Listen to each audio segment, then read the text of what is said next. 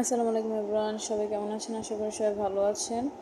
এই যে ভিডিওটা দেখতে পাচ্ছেন, এটা একটা কালার মিক্সিং টিউটোরিয়াল। সো এটা নিয়ে আমি একটা শর্ট ভিডিও ছেড়েছিলাম, তো অনেকেই কিন্তু আমাকে রিকোয়েস্ট করেছেন যে কালারটা কীভাবে এনেছি সেটার জন্য একটা টিউটোরিয়াল শেয়ার করি। সো তার জন্য কিন্তু এই ভিডিওটা শেয়ার করা। প্রথমে আমরা কিন্তু হুইপ ক্রিমটাকে বিট করে নিয়েছি। আপনারা চাইলে কিন্তু স্প্যাচুলা দিয়েও মিক্স করতে পারেন, তবে আমি দেখা যায় যে বিটার দিয়েই মিক্স করি, যার জন্য কিন্তু ক্রিমটা স্টিফ থাকে। প্রথমে আমরা এখানে ব্লু এবং রেড কালার দিয়ে দিব সমপরিমাণ। তারপর এটাকে কিছুক্ষণ বিট করে নিব। বিট করে দেখব যে আমাদের কাঙ্ক্ষিত কালারটি আসে কিনা। যেহেতু আমাদের কাঙ্ক্ষিত কালারটি এখনও আসে নাই, তার জন্য সে পর্যায়ে আমরা আরও কিছুটা কালার মিক্স করে নিব। এখন আমরা এ পর্যায়ে আরও কিছুটা ব্লু কালার অ্যাড করব। ব্লু কালার অ্যাড করে এটাকে একটু স্প্যাচুলা দিয়ে নেড়ে তারপর একটু রেড কালার দিয়ে আবার বিট করে নিব ভালো করে।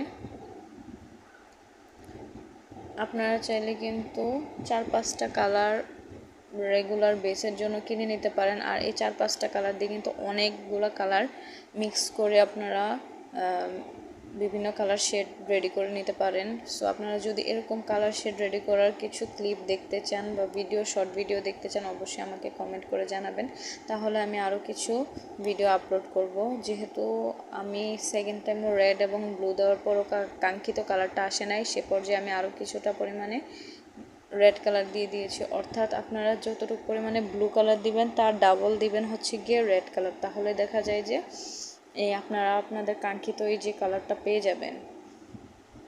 সো আমি আরও কিছুক্ষণ বিট করে নেব। বিট করে দেখব যে কালারটা আসছে কিনা। তো আমার মনে হচ্ছে যে আরও একটু কালার দিলে ভালো হবে, তার জন্য আমি আর একটু কালার দিয়েছি।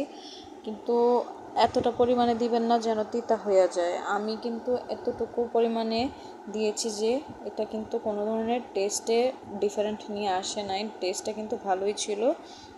সো ভিডিওটা কেমন লেগেছে অবশ্যই জানাবেন। এরকম ভিডিও পেতে আমার পেজে লাইক দিয়ে পাশে থাকুন। ধন্যবাদ।